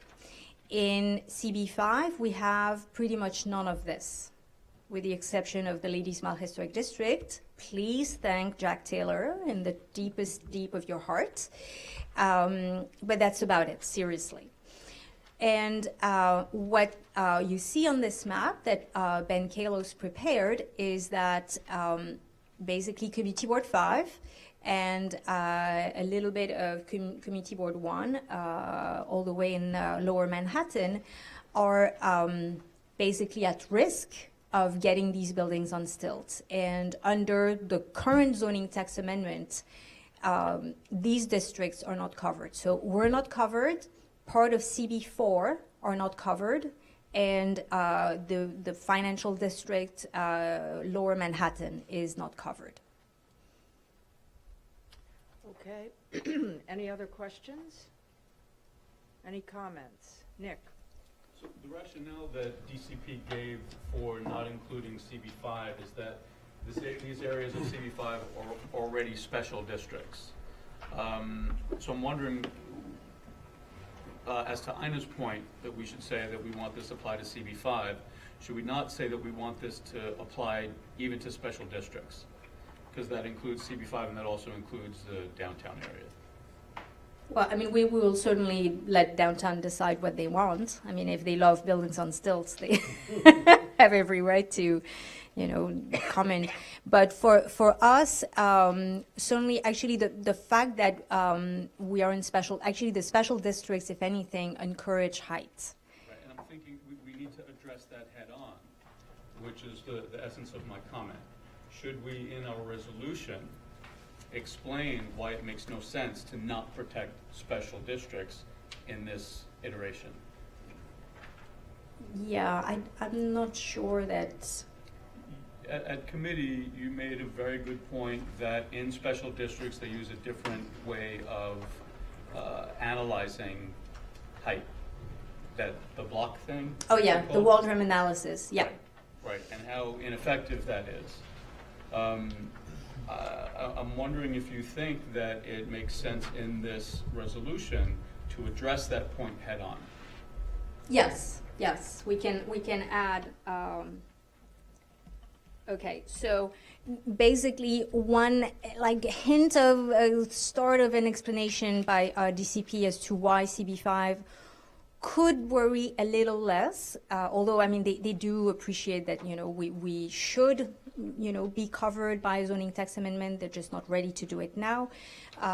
Basically, they explained to us that there are some basically zoning regulations on the sky plane exposure. So once again, it is the amount of sky that a building is allowed to take. So if you take a plain field and you build a tower, there's nothing, it's a field, okay?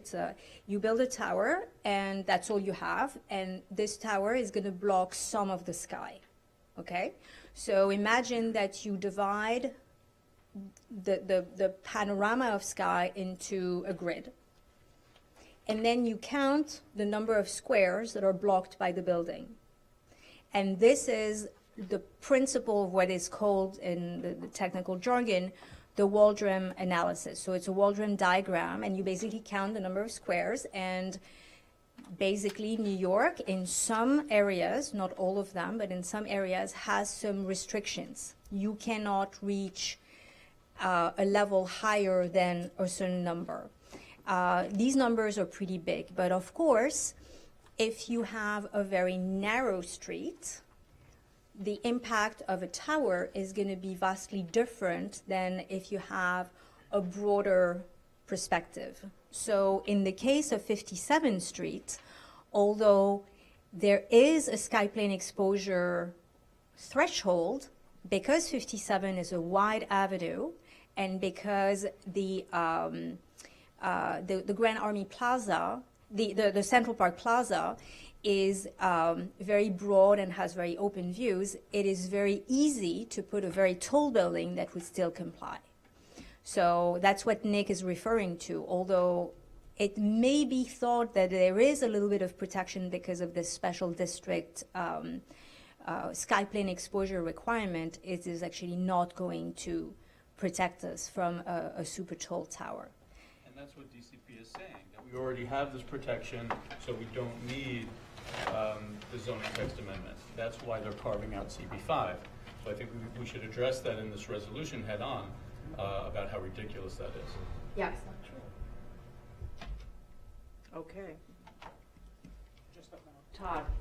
So what we're talking about here, and again, I applaud the committee for fishing this out and bringing it to everybody's attention, but the original sin is the failure and that led, or the lack of vision, or the changes over time that led to this loophole, right? So, I mean, these people, the profit motive and the demand for these spaces by the rich, or the 1%, for these giant buildings is driving this. Shouldn't there be any mention in the resolution of the failure of the previous regulation, and the time element, the fact that, as you say, they're racing to put these things up? And did I hear that right? Yes. That unless some action is taken in like 3 months, they're going to have, as of right, the ability to perform more of those monstrosities. Yes, I agree. Right. I think it's in the spirit of what the committee discussed. Yeah. I mean, unless all of us have to put the pressure on our elected officials to realize that there's a race against time. Are we Yeah. gonna- And also, I'm just referring back to a couple of years ago when we had those presentations about the shadows. Yes. These 4 buildings are going to, increase the shadows by what percentage? There's already 4, there'll be another 4, right? So maybe that should be mentioned. I mean, that's something that the average person can understand. Yeah. Yeah, definitely, in the spirit of what we discussed, and yeah, considered totally friendly. I'm remembering the committee meeting where you said, DCP, we've been telling you this for 7 years. Can we add that somehow? I mean, this is not something that we're just telling DCP for the first time. Yeah. We've been telling them for 7 years, and you stated that so succinctly in our meeting that I think that needs to go in also, because we've been hammering at this for a while. Yeah. This is not new to this committee or to this board. Yeah. Okay. Friendly. Anyone else? Okay. We're bundling? Sure. But we didn't do the second one though, yet? Yeah. No, we not yet. didn't do We're this. going to get to You're right. the second one. Okay. Okay, so the second and final item on the land use agenda is actually a sort of policy statement, a call for zoning resolution amendments addressing the rise of super tall buildings and a moratorium on super talls within the city until the city properly addresses their negative impacts. So the genesis of this statement is sort of like twofold. A long time ago, as you know, 7 years ago, this board started working on the issue of super tolls. When we saw 157, actually, we were stunned. It was entirely as of right. The whole thing grew and grew and grew, and we're like, what is this thing? And then the Nordstrom Tower came along and showed us bits and pieces, piecemeal, and until the last moment, we could not figure out what it is that they were building. And then came 432, entirely as of right, tons of mechanical voids all over, and we were not happy about that. We put together a task force. We issued a 35-page report that assessed all the negative impacts of these towers, the more salient being the shadows that they cast on Central Park. Fast forward to today, very unfortunately, no legislation was passed, no action was taken by the administration, and we are still in the situation where these towers are spreading. There's a strong market. I think the trophy property market sees no end. I think people who can purchase these trophy apartments are still very active and very interested in doing so. It's harder to sell the other units, but certainly the trophy, the crown of those buildings, finds buyers quite easily. So at the beginning, we were a little lonely, and now these towers are spreading all over Manhattan and even in Brooklyn. And recently, Community Board 7 took the initiative to actually draft a sort of, policy statement and decided to reach out to all the community boards in Manhattan and seek their support. So this is what is in front of us. This is an initiative that is driven by Community Board 7. The goal is to have all the community boards in the city to sign off on it. We know that Community Board 8 has already signed off on it, and I believe Community Board 9 and maybe Community Board 2. But all the other community boards we have heard are pretty sympathetic to the language that is contained in this letter. So what this letter says basically is that we're urging the administration and the city council to basically take action. We believe that it should be through zoning text amendments because it's the easiest and most logical way to address these issues, and that there should be a way to mitigate shadow impacts on public open space, including parks and POPs. That there should be an assessment of the impact on historic resources, and also an assessment of the fire safety issues that these towers raise. So what CB 7 has suggested as ways to resolve that is to actually regulate the unoccupied structural spaces. So that is being addressed by DCP. We just reviewed that. Also another recommendation is to limit the ceiling heights because we know that, or actually let me rephrase, not to limit it, but to actually make an excessive ceiling height count towards some floor area ratio.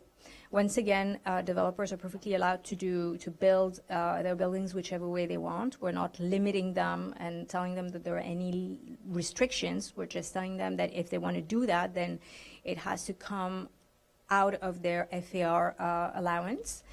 And finally, there has to be a lot merger regulation where air rights from lot mergers cannot exceed a certain number, and we believe that 10% is a good limit. So, short of taking these actions, this letter calls for a moratorium. This is a position that this board supported 7 years ago. We actually called for an 18-month moratorium. This letter calls for a 24-month moratorium. Quite honestly, if Ben Kallos tells us that it has to be a 6-month moratorium, we'd be happy. Because really, there has to be some commitment from the administration and the council that they're going to work on it, deal with it, fix it, and then once we have strong laws in the books, there will be no need for a moratorium. The goal is not to, freeze in perpetuity development, but just, to give our legislators and the administration some time to work on it without causing any further damage. So the committee felt that it was a good statement, and we voted to support it. Okay. Does anyone have a conflict? Okay. Any questions to this resolution? Any comments? All right, seeing none, we are voting on the last two resolutions of the evening. Appanale. Yes. Weichman. Yes. Benzing. Yes. Chu. Yes. Clark. Yes. Dale. Yes. Cato. Yes. Goldberg. Yes. Gashow. Yes. Greeley. Yes. Haas. Yes. Harris. Yes. Isaac. Yes. Johnson. Yes. Kavak. Yes. Kalafarsky. Yes. Kinsella. Yes.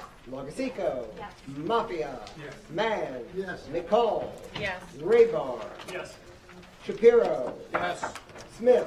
Yes. Webb. Weintraub. Yes. Whalen. Yes. All right.